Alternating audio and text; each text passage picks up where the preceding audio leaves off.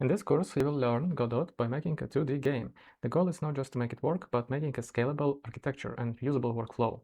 It's first part, so we will focus mostly on the workflow and start building our units at the end. Don't forget to press and write something under this video. Create a new project, don't change any settings, they can be adjusted anytime later. And here is our project structure. Assets folder will be used for images, fonts, themes, and any other media files. Dev folder is mostly for docs, descriptions, your notes, plans, to-dos, and many other dev files that project don't need to use or know about. Export is a place where we can build and export the project. Scene scripts and shaders will contain just what they're named for.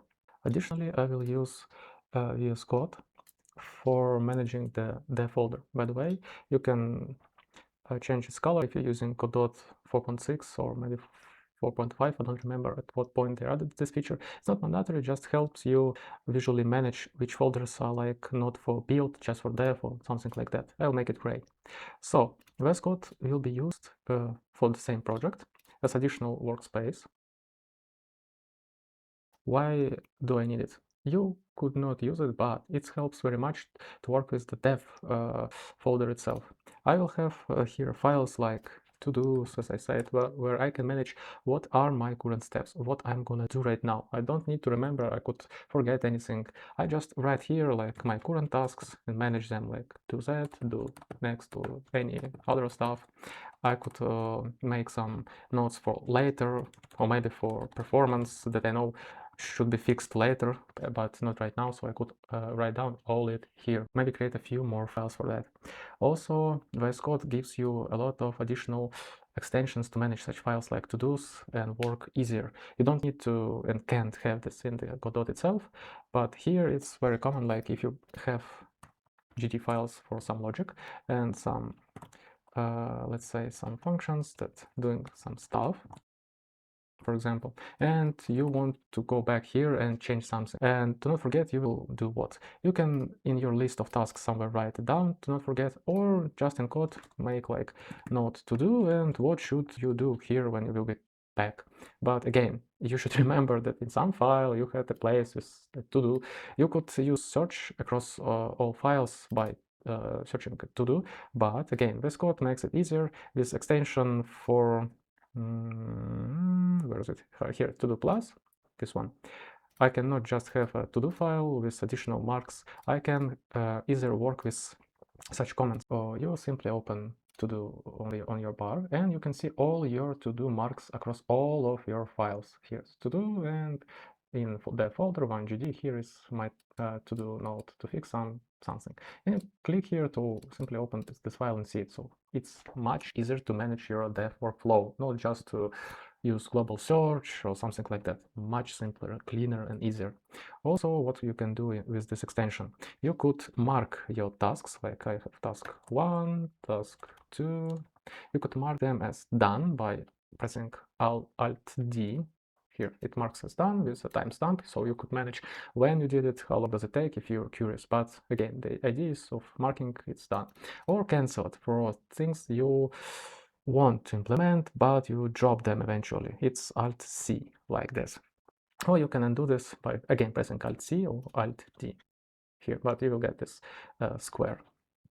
Also, you can add additional marks like low, marking the priority, maybe high, I'm sorry. Also, there was today and critical. You can see all of these options in the to-do extension docs or examples. So again, you could use VS Code as a primary IDE. You can set this up in the Godot project itself, but I don't like it because I mostly all the time I need to see the editor, I need to use properties here, I need to work with signals inspector, I need to see the scene and work with it, not just to write the code. So I should do it in parallel. I like it to be all in one window, but the VS Code is more like about just dev, managing your documents, to-dos, planning, and so on. It's like if you would use browser to find some assets while you're working in the Godot itself, or some image editor to work with your images. Like this. Again, it's not mandatory, just more convenient because Godot doesn't give you such options. You can work with to-do files You could use some simple txt files, they will work fine, just you won't get that IntelliSense or all these features. Where to start from actual development? Before implementing anything, we need to decide what we're gonna build. We should always first plan, then polish your plan again and again, and only when you finish and you know what you're gonna do, you can start to implement. Yes, it could be tough and hence want to start to type a code, to start to build something, but without planning, with each new feature, uh, first of all, you will have to remake previously made things to make it work altogether. Didn't you wonder why so many games in early access take too long for next update and it could bring so few things? It's because the game was not ready for new features they want to implement, and they need to adjust already existed mechanics and rewrite the code for adding new stuff. So instead of adding new mechanics, you spend time on rewriting existed things. Needless to say, it leads to a lot of new bugs and time wasting. That's why big projects has pre-production stage, and it could be pretty long. They need to make the full project plan and even test it with a few prototypes. Just not to stuck somewhere at the middle of development by redoing everything they already built. My advice, the project visualization should be your first step after you got your main idea for the game. Seek for examples and make simple sketches. It's much easier to think on how it should work when you can see it. Players, enemies, items, and even UI. You can use any graphic editor like Photopea, it's free and even can be used from the browser. You can even test your game visually by gathering a visual level prototype and adjust your thoughts about the mechanics. So at this point, you should have clear examples of how your entities should look like. You don't have to make them perfect right now, but to build the main visual idea, including your full game UI. Second step is to plan the logic, scenes, mechanics, and so on, which means to take our developments from visual step and add logic to them. As I mentioned, I will use ExaliDraw. You could start with Miro or find anything similar for it. Not mandatory, but make things much simpler. To use ExaliDraw, in my case, I need just simply under the folder to create a new file, name it .exalidraw, and to have this extension installed. Here you can see it, ExaliDraw, this one. And now we can make the chart of our scenes unit. Like, let's start from the units. I want to have a base unit. I will scene names mark as blue color. And what do any Mar unit should have? We'll make a vampire survival game like, so we need them to have HP. Also, we should manage are they alive or not. I prefer to make it in a separate node on logic block. This will be a live node. Also, they should be able to move. In my case, I think all of our enemies will be able to move. So there will be a movement node. And also, each unit should have some visual representation in sprite 2D. And here's important part. If you're not sure, like some of your enemies or units should have some animated sprite sheets or anything else, maybe it's not a good idea to give them all a sprite 2D. That's why you need a plan to think all these things before you start to make them, and not just to remake and ruin everything you already did. Also, they all should have area 2D node. For the body, I will mark it like that, and they all will have collision shape to register they touched something. Here is my base unit. All my units will be inherited from this scene. So I will have player. It will be inherited, so it will have everything this scene has. But additionally, our unit, our player, should be able to move by our input, like pressing the buttons on mouse or keyboard.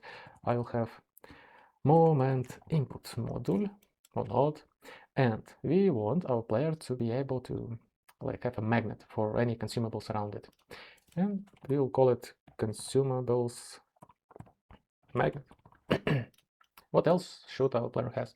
Maybe we will stop at this point.